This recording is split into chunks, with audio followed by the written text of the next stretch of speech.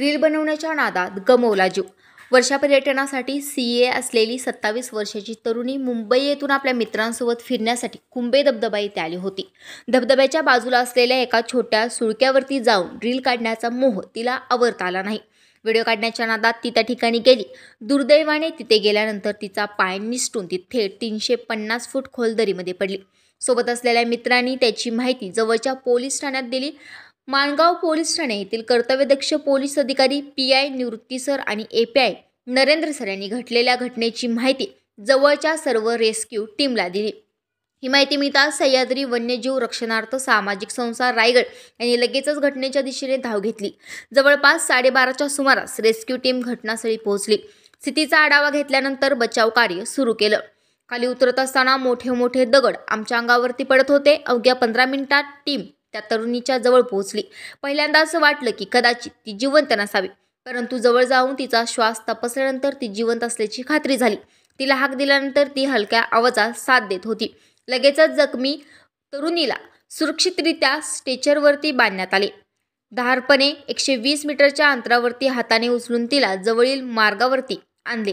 त्यानंतर दोरीच्या साहाय्याने जवळपास 200 ते 250 फूट उंच कड्यावरून तिला वरती नेण्यात आले। जखमी तरुणीला माणगाव तालुका शासकीय रुग्णालयात नेण्यात आले, परंतु दुर्दैवाने उपचारादरम्यान या तरुणीचा मृत्यू झालाय। अन्वी कामदार असं मृत तरुणीचं नाव आहे। मुंबईतल्या माटुंगा येथून पावसाळी पर्यटनासाठी ती आली होती। ती व्यवसायाने चार्टर्ड अकाउंटंट आणि प्रसिद्ध सोशल मीडिया इन्फ्लुएन्सर आहे।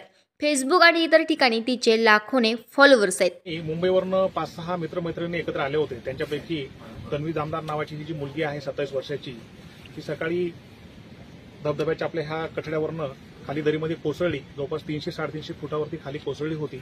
आम्हाला माहिती मिळाली। तात्काळ आम्ही शेलार मामा रेस्क्यू टीम, सिस्कॅप, पोलार्डची टीम आणि दर्शनची, चिंतनची, महाडची टीम या सगळ्या रेस्क्यू टीम्सला आम्ही इकडे कॉल केला। या सगळ्या रेस्क्यू टीम इकडे आल्या आणि अतिशय काहीही कुठलं आपल्याला काही दिसत नव्हतं सर, विजन नव्हतं। पाऊस पडत होता खूप सारा आणि खूप सारं धोकं होतं। अशा या सगळ्या परिस्थितीमध्ये सुद्धा या सगळ्या रेस्क्यू टीमच्या या सगळ्या यंगस्टरनी खूप चांगलं स्वतःचा जीव जोखीममध्ये टाकून या लोकांनी त्या मुलीला रेस्क्यू केलेला आहे। आनंद घ्या, पण तो स्वतःचा जीव धोक्यामध्ये घालून तुम्ही अशा प्रकारे वागू नका की जेणेकरून तुमचा जीव धोक्यात याच्यामध्ये जाईल। तर सर्व पर्यटकांना माझी विनंती आहे की आपण पर्यटनाचा आनंद घ्या, परंतु अशा पद्धतीने वागू नका। गावकऱ्यांना पण माझी विनंती आहे की आपण थोडंसं लक्ष इथे घाला, जेणेकरून अशी दुर्घटना होणार नाही। थँक्यू।